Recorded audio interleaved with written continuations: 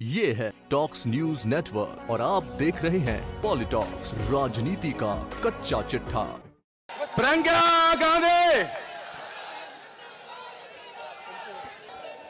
मेरे साथ बोलिए, राधे राधे।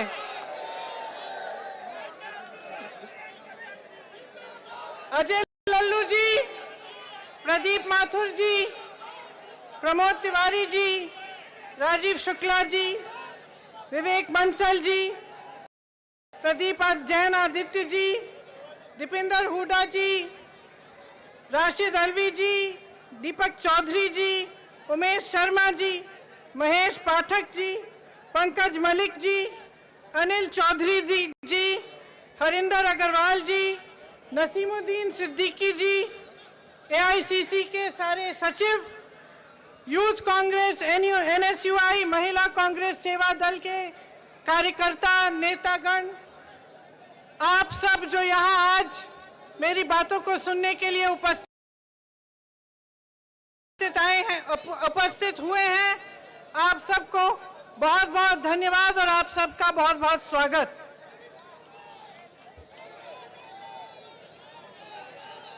मेरा सौभाग्य है कि मैं आज इस पवित्र धरती पर खड़ी हूं। एक बार मेरे साथ बोलिए, बांके बिहारी महाराज की जय, गिरिराज महाराज की जय, जमुना मैया की जय। ये धरती मथुरा की धरती है। ये धरती अहंकार को तोड़ती है। भगवान श्री कृष्ण ने अहंकार में डूबे इंद्रदेव जी के अहंकार को तोड़ने के लिए गोवर्धन पर्वत को उठाकर इस धरती के लोगों की रक्षा के लिए यहां लाए थे। तब से यहां अन्नकूट गोवर्धन पूजा होती है।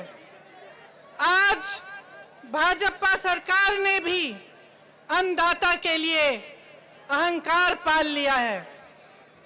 देश के लाखों किसानों जिन्होंने इस देश की जमीन को सींचा, जिन्होंने इस देश को जीवित रखा है, जिन्होंने इस देश की सीमा पर अपने बेटों को आपके लिए, हमारी सुरक्षा के लिए शहीद होने भेजा, आज वो किसान सड़क पर बैठा है।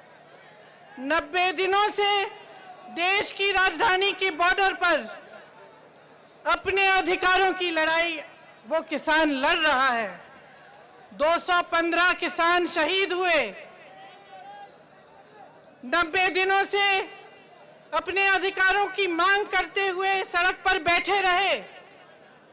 इस सरकार ने बिजली काटी, पानी बंद किया, मारपीट कराई, उन्हें प्रताड़ित किया, लेकिन उनकी बात नहीं सुनी, उनकी सुनवाई नहीं की। प्रधानमंत्री जी जो अपने शासनकाल में दुनिया के हर कोने तक पहुंच पाए, वे दिल्ली, इस देश की राजधानी जिसमें वो रहते हैं, उसके बॉर्डर तक नहीं पहुंच पाए। आपसे, किसानों से बात करने के लिए वो न आए, ना उन्होंने किसी को भेजा और आपकी समस्याएं, उनकी सुनवाई नहीं हुई। जब नेता का अहंकार इतना बढ़ जाता है कि वो जनता से अलग हो जाता है, तो उसकी नीतियां जनता से भी अलग होती हैं और जनता की भलाई के लिए नहीं बनती। कवि रामधारी सिंह दिनकर जी ने कहा था, कृष्ण की चेतावनी के माध्यम से, कि जब नाश मनुज पर छाता है, पहले विवेक मर जाता है। इस सरकार का विवेक मर चुका है। भगवान कृष्ण इनका भी अहंकार तोड़ेंगे। आप सब अच्छी तरह जानते हैं कि पिछले सालों में आलू के किसानों की कितनी समस्या हुई थी। जब कोल्ड स्टोरेज का भाड़ा आलू की कीमत से बढ़ गया था, कई ऐसे किसान थे जिन्होंने आलू सड़क पे गिरा दिए थे क्योंकि कीमत नहीं मिल रही थी। तब से आज तक क्या परिवर्तन आया है? जिस सरकार ने आपको तमाम वादे किए थे कि आपकी आमदनी दुगनी होगी, आपको बकाया मिलेगा गन्ना का, उसने आपके लिए कुछ नहीं किया। आप सब जानते हैं कि गन्ने का बकाया 15,000 करोड़ रुपए है। आज पूरे देश भर का बकाया है ये। इसी प्रधानमंत्री ने अपने लिए 2 हवाई जहाज खरीदे हैं। उन 2 हवाई जहाजों की कीमत 16,000 करोड़ रुपए है। आपके बकाये की कीमत 15,000 करोड़ रुपए है। आपको बकाया नहीं मिला, लेकिन प्रधानमंत्री जी ने अपने लिए 2 हवाई जहाज खरीदे। ये उनकी नीयत है। समझ लीजिए, गन्ने के दाम वही के वही हैं। पेट्रोल डीजल के दाम बढ़ते चले जा रहे हैं। आज बिजली के दाम बढ़ते चले जा रहे हैं। स्मार्ट मीटर से लूट हो रही है। रसोई गैस की कीमत बढ़ती चली जा रही है। डीएपी के दाम बढ़ गए हैं। ओलावृष्टि हुई, आपको क्या मुआवजा मिला? बताइए, मुआवजा मिला? ओलावृष्टि हुई, तमाम आपकी जो उपज है खराब हुई, आपको मुआवजा नहीं मिला। धान, बाजरा और गेहूं के सही दाम आपको नहीं मिलते। गौशालाओं का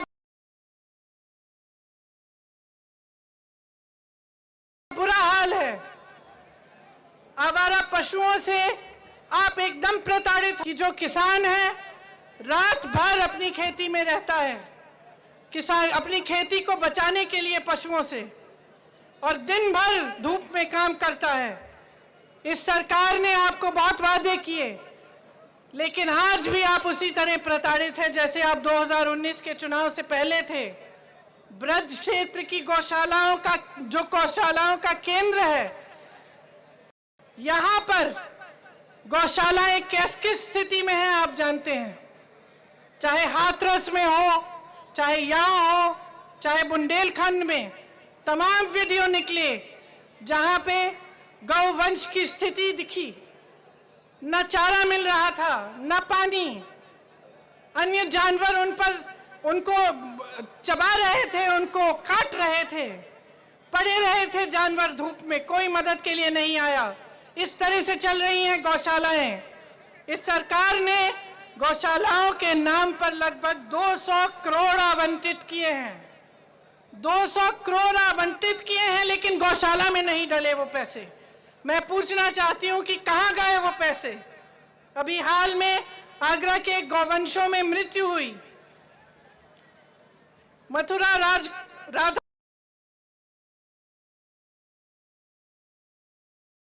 कुंड नगर पंचायत की गौशाला में गौवंशों का बुरा हाल है। लोगों से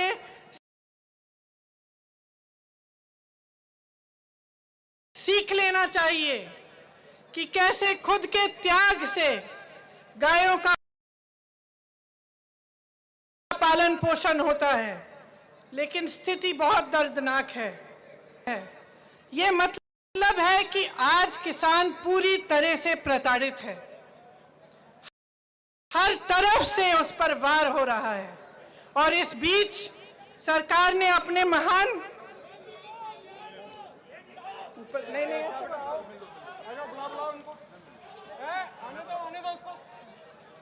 अरे सुनो, रोको। ये दीदी नीचे आ रही है, कृपया रोकें। मैं पूरे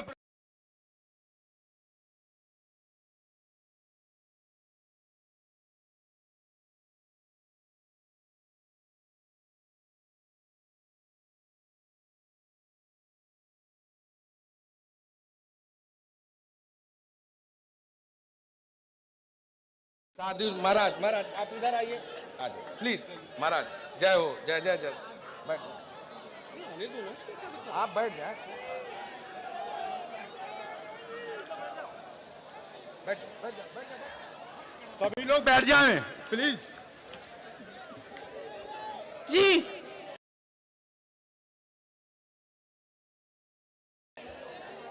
तो मैं कह रही थी, इस बीच सरकार ने अपने महान विवेक से 3 नए कृषि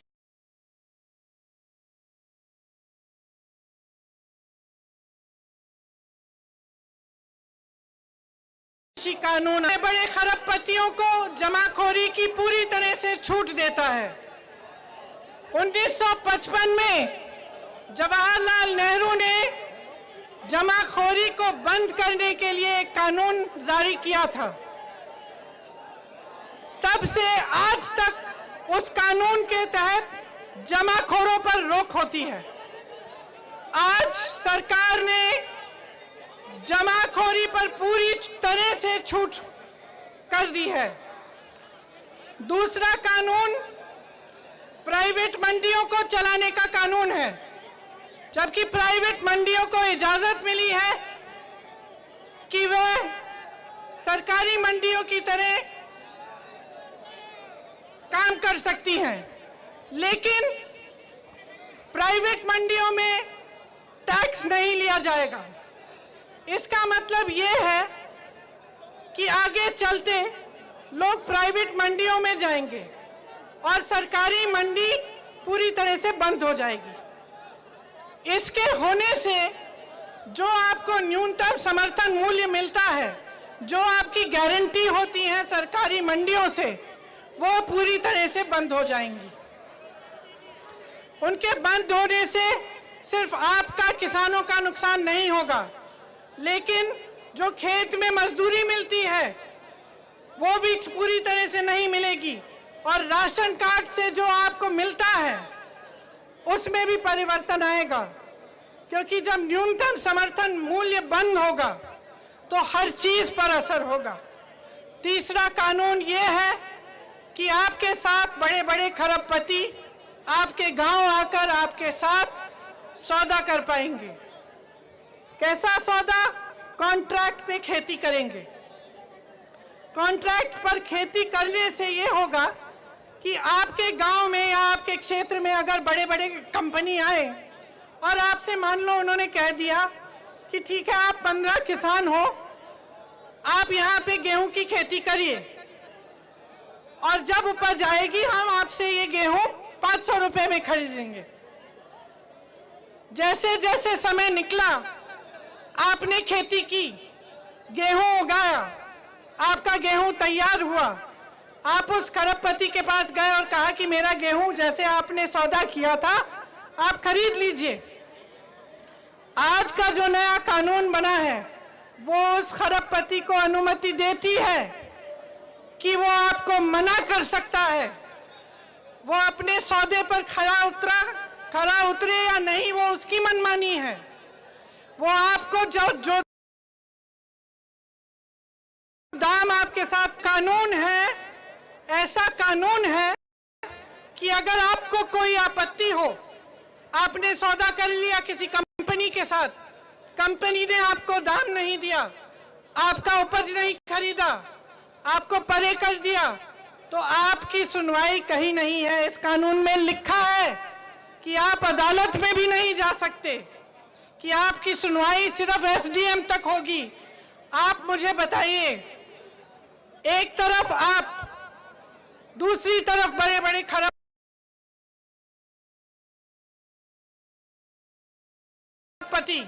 मिलेगा?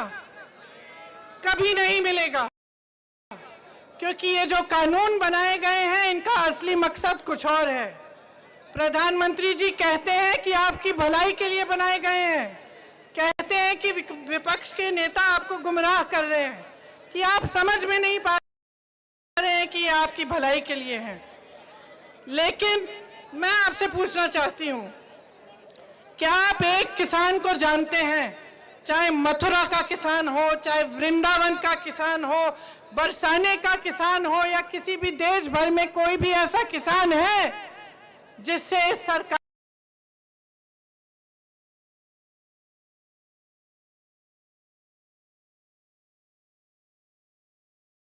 ने पूछा?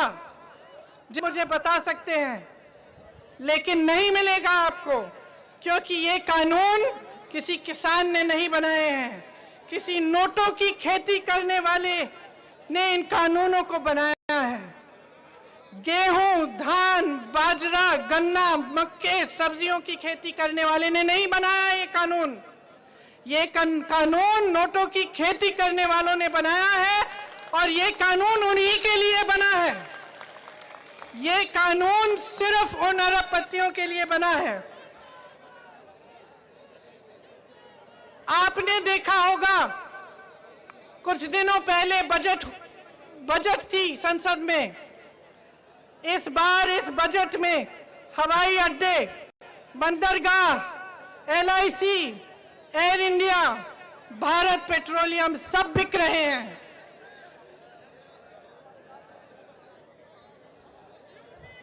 ऐसा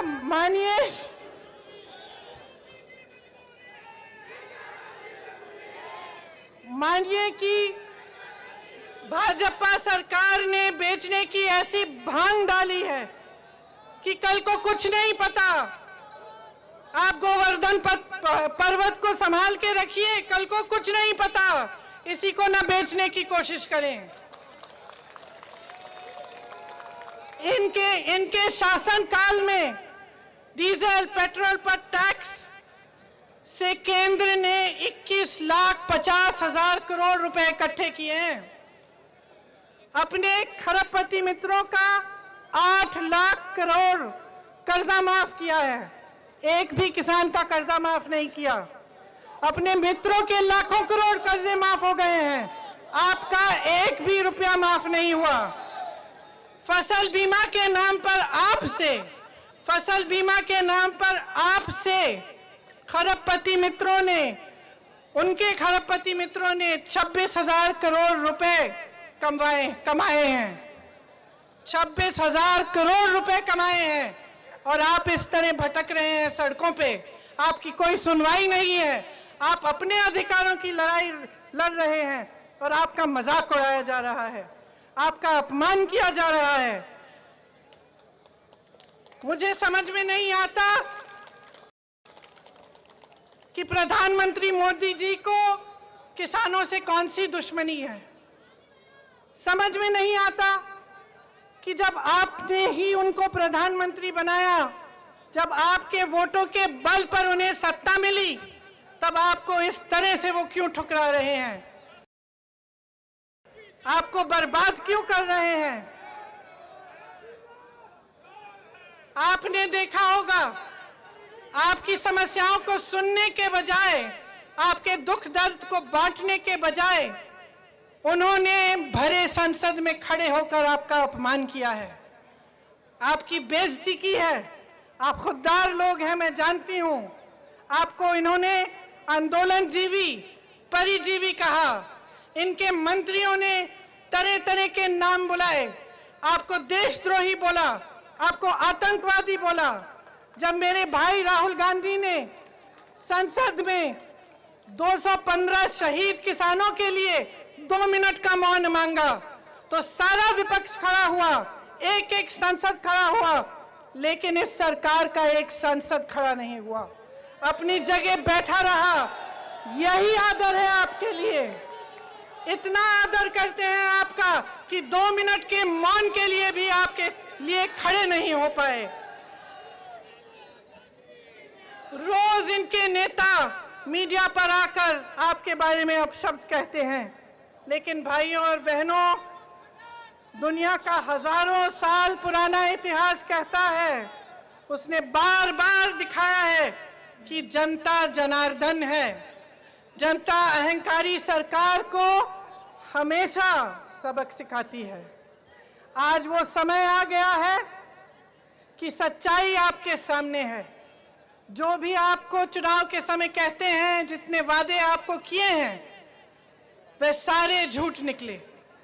सच्चाई आपके सामने है और सच्चाई ये है कि ये सिर्फ अहंकारी प्रधानमंत्री नहीं है, ये एक कायर प्रधानमंत्री भी हैं।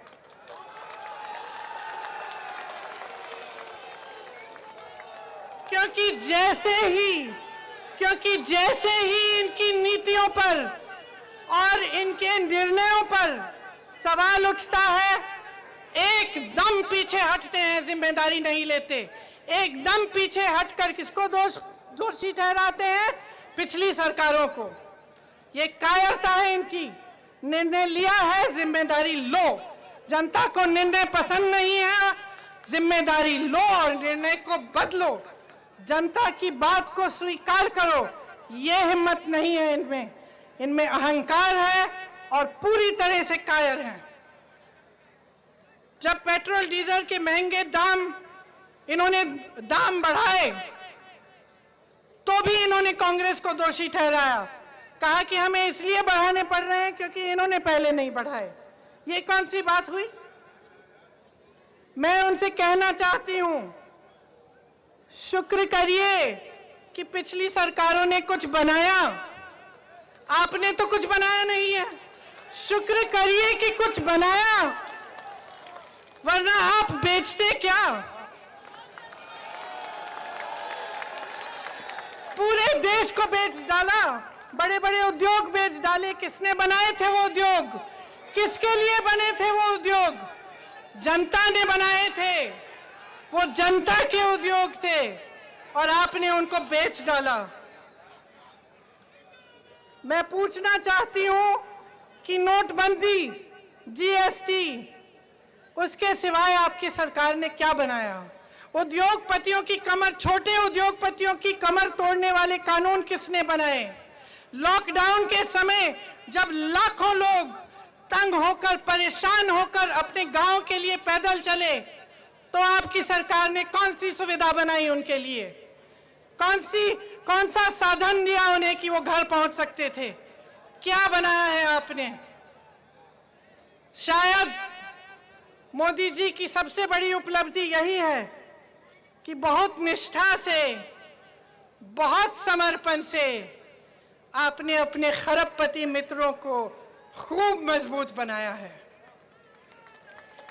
लेकिन ये देश देख रहा है, ये सब कुछ बेच देने वाली सरकार को ये देश देख रहा है और आज इस देश की आवाज इसके खिलाफ उठ रही है। किसान अपने अधिकारों के लिए संघर्ष कर रहा है, जी जान से लड़ रहा है। खेती के काले कानून जब तक रद्द नहीं किए जाएंगे तब तक लड़ते रहेगा और मैं आपसे ये कहने आई हूं कि जब तक आप लड़ते रहोगे तब तक मैं लड़ती रहूंगी। जब तक आप लड़ते रहोगे तब तक कांग्रेस पार्टी आपके साथ खड़ी रहेगी, आपके संघर्ष में शामिल होगी, आपके हर दुख में शामिल होगी, आपके हर दर्द में शामिल होगी। और जैसे ही हमारी सरकार आएगी, इन कानूनों को सबसे पहले रद्द किया जाएगा।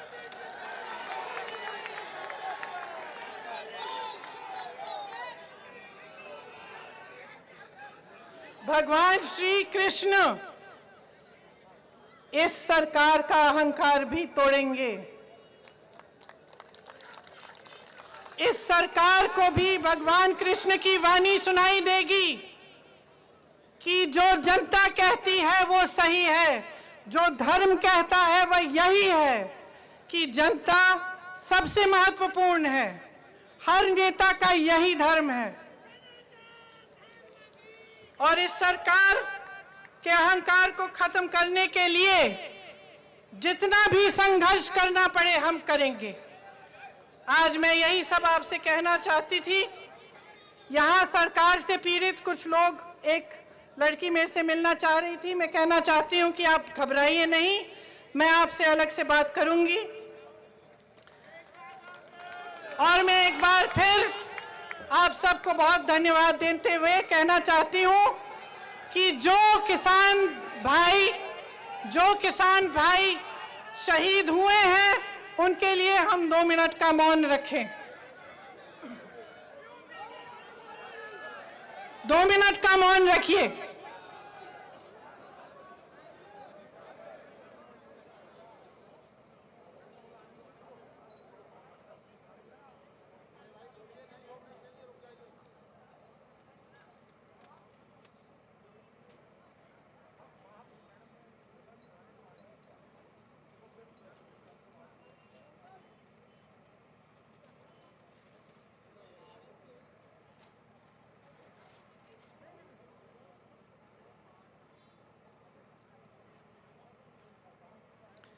धन्यवाद।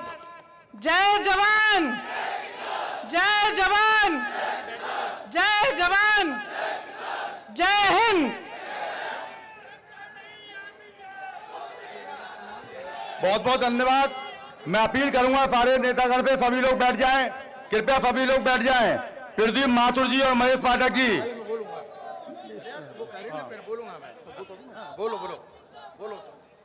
महेश पाठक जी हमारे ऑल इंडिया कांग्रेस कमेटी के सदस्य।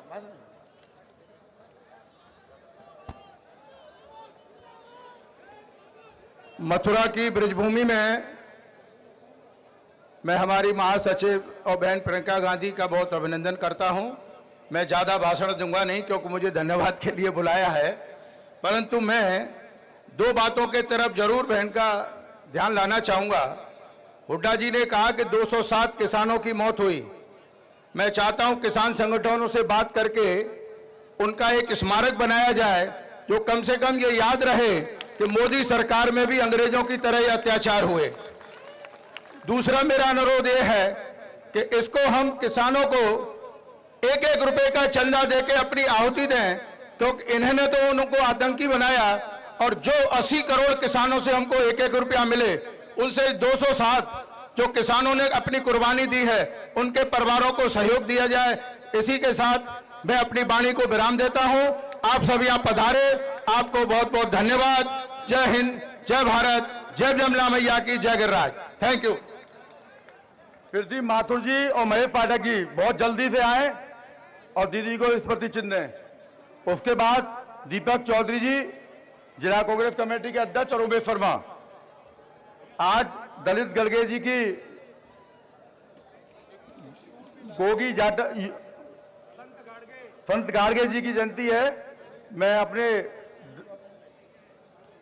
योगी जाटव जी से अनुरोध करूंगा अपनी टीम के संग आए, वो स्मृति चिन्ह दें।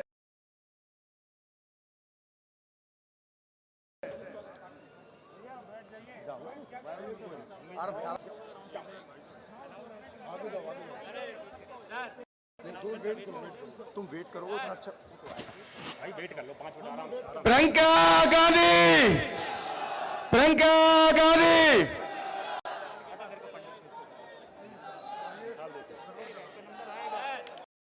थोड़ी भीड़ हटा जाओ।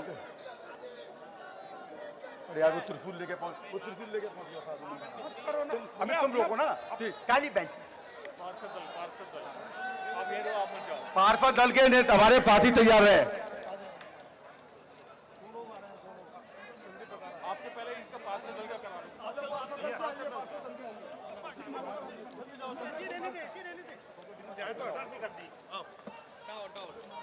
ये है टॉक्स न्यूज नेटवर्क और आप देख रहे हैं पॉलिटॉक्स, राजनीति का कच्चा चिट्ठा।